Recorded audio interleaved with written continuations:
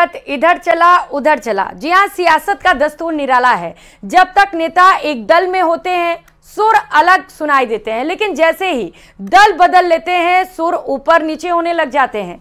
आज का दिन नेताओं के इधर और उधर होने के नाम रहा। बीजेपी के कुनबे में जहां कांग्रेस से आए गिरिराज मलिंगा शामिल हुए, तो वहीं पूर्व विधायक दाता राम की बेटी मनीषा गुर्जर कांग्रेस में शामिल हो गई। अब चुनाव नजदीक, ऐसे में दल बदल का सिलसिला भी लगातार जारी है। कई नेता कांग्रेस छोड़कर बीजेपी में शामिल हो रहे हैं, तो कई ऐसे भी नेता हैं जो बीजेपी का दामन छोड़ते हुए कांग्रेस का हाथ थाम रहे हैं। तो ये तस्वीरें भी आपको दिखा रहे हैं। नेता ऐसे हैं जो कभी इधर रहते हैं कभी उधर, और देखिए बयान भी बदलने लग जाते हैं। जब बीजेपी में रहेंगे तो बीजेपी वाली बात करेंगे, और जब कांग्रेस में शामिल हो जाते हैं तो तुरंत उनके बयान चेंज हो जाते हैं, रुख बदल जाते हैं और वो कांग्रेस वाली बात करने लग जाते हैं। आज भी कई बड़े नेताओं ने दल बदल किया, इधर से उधर हुए। आज का दिन नेताओं के इधर उधर होने के नाम ही रहा। बीजेपी के कुनबे में जहां कांग्रेस से गिरिराज मलिंगा शामिल हुए, जो लगातार 3 बार कांग्रेस से एमएलए रह चुके हैं, तो वहीं पूर्व विधायक दाता राम की बेटी मनीषा गुर्जर कांग्रेस में शामिल हो गई। अब इन नेताओं के पहुंचने से पार्टी को कितना फायदा पहुंचता है, और क्या इन नेताओं को भी पार्टी मौका देती है? क्योंकि इससे पहले अगर हम इतिहास पर नजर डालें तो लगातार पार्टी उन नेताओं को भी मौका दे रही है जो हाल फिलहाल में पार्टी का दामन थाम रहे हैं। चुनावी मौसम में लगातार नेता इधर उधर हो रहे हैं। गिरिराज मलिंगा बीजेपी में शामिल हुए, तो मनीषा गुर्जर ने कांग्रेस का दामन थाम लिया। खेतड़ी से प्रधान रही हैं मनीषा गुर्जर, जो अब कांग्रेस के खेमे में है। तो बीजेपी का परिवार और भी ज्यादा मजबूत हुआ है।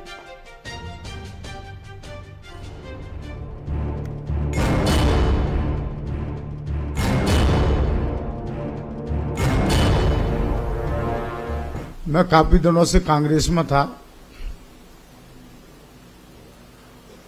और मेरे को इतना तंग किया गया और वही वजह से मेरे को परेशान किया गया। सुना आपने, ये है कांग्रेस से बीजेपी में शामिल होने वाले गिरिराज मलिंगा, जिन्होंने कैमरे के सामने बीजेपी में शामिल होते ही कांग्रेस पर परेशान करने का आरोप लगाया। परेशानी का आलम इतना था कि बोलते बोलते रुआंसे हो गए। मैं काफी दिनों से कांग्रेस में था और मेरे को इतना तंग किया गया और वही वजह से मेरे को परेशान किया गया। किसी मुकदमा को लेकर ना आई, पहले एफआईआर दी जाती दिन में 1:20 पे, उसमें अज्ञात व्यक्तियों द्वारा मारपीट बताई जाती है। मुख्यमंत्री कार्यालय और डीजीपी के यहाँ रिपोर्ट मंगाई जाती है, फैक्चर रिपोर्ट। उसमें कहीं भी मेरा नाम मिल गया कि साहब जनता द्वारा कोई मारपीट की गई थी एक एएन की। उसके बाद में रात को 1:20 पर उसके परीक्षा बयान पर मुकदमा दर्ज कराया जाता है। टिकट के काज है, आपका ये आ रहा है, आपका ये आ रहा है। भाई मेरे को आपको टिकट की कोई जरूरत नहीं है। मैंने मोदी जी की रीति नीति देख के ना आई, मैं बीजेपी के कार्य से प्रभावित होकर ना आई। मैंने फैसला किया कि मैं भारतीय जनता पार्टी को ज्वाइन करूंगा। मुझे मोदी जी पे, अमित शाह जी पे, जेपी नड्डा जी पे, हमारे जो राष्ट्रीय नेता, मुझे उनके ऊपर विश्वास है। मैं उनकी रीति नीति को देख के ना आई, मैंने कांग्रेस पार्टी छोड़ी, बीजेपी में ज्वाइन की। चुनावी मौसम में नेताओं के इधर उधर होने का सिलसिला कोई नया तो है नहीं, लेकिन चुनावी बयार में नेताओं का दूसरे दल में उड़कर आना कुछ ज्यादा ही बढ़ जाता है। जयपुर में कांग्रेस से विधायक रहे गिरिराज मलिंगा ने केंद्रीय जल शक्ति मंत्री गजेंद्र सिंह शेखावत और चुनाव प्रबंधन समिति संयोजक नारायण पंचारिया की मौजूदगी में बीजेपी का दामन थामा। एक तरफ बीजेपी का परिवार जहां मजबूत हुआ, वहीं दूसरी तरफ कांग्रेस के कुनबे में बीजेपी खेमे से कद्दावर नेता रहे कर्नल सोनाराम शामिल हो गए। कर्नल सोनाराम ने करीब 10 साल बाद कांग्रेस में वापसी की है। उन्हें सुखजिंदर रंधावा ने पार्टी में शामिल कराया। बाद में पंचायत चुनाव है, उसके अंदर मेरे साथ बदतमीजी हुई, यहाँ तक कि जिला परिषद सदस्य के मेंबर के लिए मुझे जलील किया और अभी फिर मेरे से मेरे टिकट काट दी। मैं कोई छोटा मोटा है नहीं, मेरी कद है। फिर मेरी कार्ड 3 में लोकसभा चुनाव में मेरे साथ बदतमीजी की, टिकट नहीं दी। पंचायत में मेरे जिला परिषद सदस्य के लिए मुझे, और अभी जो है जो एक वार्ड पास नहीं रहा हुआ है उसके संबंध में टिकट मांगी, मेरी कार्ड दी। कांग्रेस के कुनबे में एक नाम और जुड़ा, वो है पूर्व विधायक दाताराम की बेटी मनीषा गुर्जर का, जिन्होंने कांग्रेस का दामन थामा। माना जा रहा है कि कांग्रेस उन्हें खेतड़ी विधानसभा से चुनावी मैदान में उतार सकती है। मनीषा 2 बार लगातार खेतड़ी की प्रधान रह चुकी हैं। Bureau report, news 18 Rajasthan.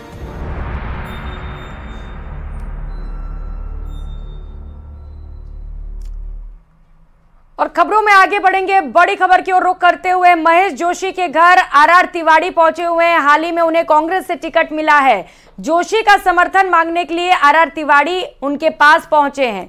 Joshi का टिकट काटकर बताते चले कि आर तिवारी को टिकट दिया गया है, जिससे महेश जोशी के समर्थक खासा नाराज नजर आ रहे हैं। लेकिन यहां पर आर तिवारी खुद चलते हुए महेश जोशी के पास पहुंच गए हैं और उनसे उनका समर्थन मांग रहे हैं। खिलखिलाते हुए ये चेहरा आर तिवारी का आप देख पा रहे हैं। बगल में मंत्री महेश जोशी भी मौजूद है। हालांकि आपको बताते चले कि महेश जोशी का टिकट इस बार जरूर काट दिया गया है और महेश जोशी के जगह पर आर तिवारी पर इस बार कांग्रेस ने दाव खेला। हालांकि कांग्रेस की ओर से ये जरूर कहा जा रहा है, चूंकि जिताऊ चेहरों को टिकट दिया जा रहा है, तो माना यह जा रहा है कि इस बार एंटी इनकम्बेंसी थी महेश जोशी के खिलाफ, जिसकी वजह से उनके टिकट को काटा गया। सहयोगी बाबूलाल धाल हमारे साथ हैं।